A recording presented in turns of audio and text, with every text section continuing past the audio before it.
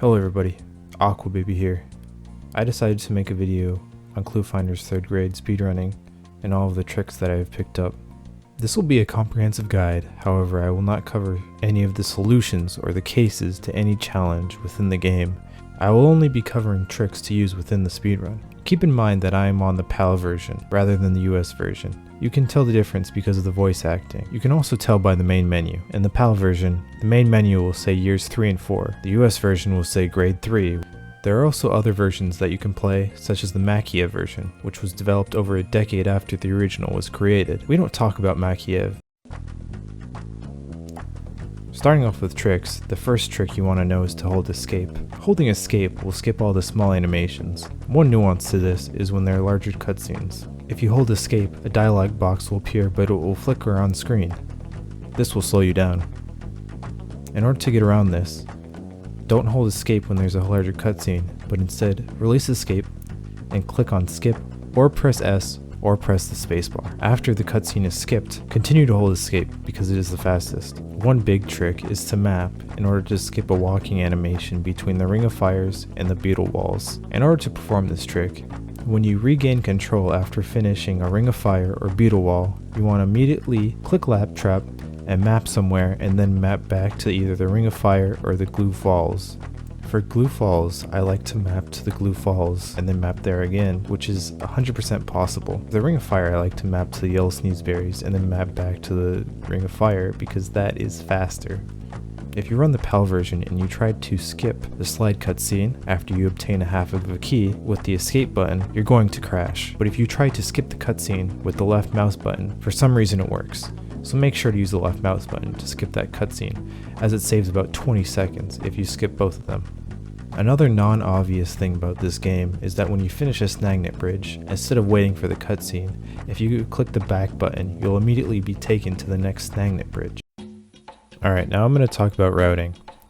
It doesn't matter whether or not you choose Monkey Kingdom or Goo Lagoon to do first. I prefer to do Goo Lagoon first because I find that I reset more often in that area.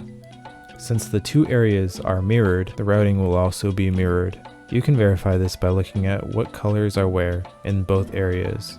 For example, purple and yellow are near the entrance in both areas.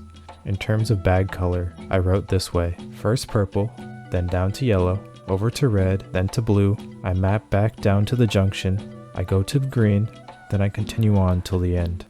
Notice how we're skipping two optional areas and one optional challenge. In Numeria, the routing really doesn't matter. I do the bottom first, I wrap back around to do the top, and then I map back to the Snagnet bridges.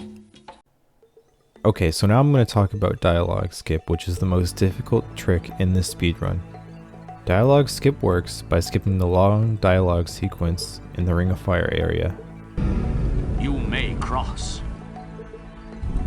We did it! Let's go across to the other side. Normally, to skip something, we would want to map away using Lap Trap. Unfortunately, Lap Trap is disabled during this dialogue sequence. Therefore, we have to activate Lap Trap's menu before we activate the last Sneezeberry tile. In order to perform the trick, you need to activate Lap Trap, and then very quickly, within about a third of a second, click on the last Sneezeberry tile. Once the last Sneezeberry tile is activated, the stone bridge will rise and the dialogue sequence will activate. When this happens, you can map away and then map back to Ring of Fire, and you will have skipped the entire sequence. Now that we know how dialogue skip is performed, let's look at a live example.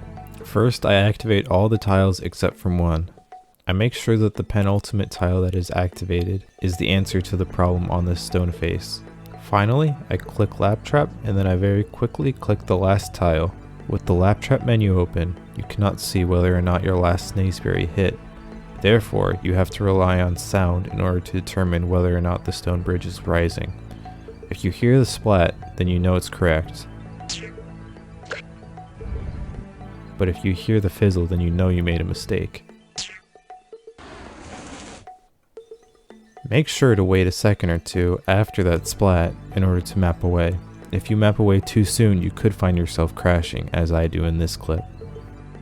The reason for the crash is that you're mapping away before the bridge actually starts to rise. Now this is a feel-based thing, but I usually wait for this sound effect before mapping away. The last thing to keep in mind is the yellow bridge. While you cannot fully skip all animations in the yellow bridge, you can skip the dialogue, as I do in this following clip. Just make sure not to map twice, or else you'll crash. Practically speaking, I would recommend to only try dialogue skip on the purple and green bridges when you're first starting out. This is because the purple and green bridges give you extra chances. On the red, blue, and yellow bridges, you only have one single chance, meaning that if you miss, you have to go back and grind sneezeberries. I don't want to cover this too much, because it is outside of the scope of this video, but the cases for every beetle wall, ring of fire, and snagnet bridge are on the speedrun.com guides. The guide will show you exactly what you need to do in order to solve that particular challenge. Keep in mind that these challenges are in sets of 5. Once you know the solution for the purple challenge, you know the solution for all of the coming challenges. That's why these cases are organized in series and not by color. In general, all of the challenges are hard-coded rather than generated. There is some room for RNG manipulation. Another runner by the name of Kinda Drake believes that the first save file always contains the same patterns. I was unable to verify this. However, I believe that any sort of RNG manipulation is fair game, although it does make the speedrun very boring, which is why I do not do it.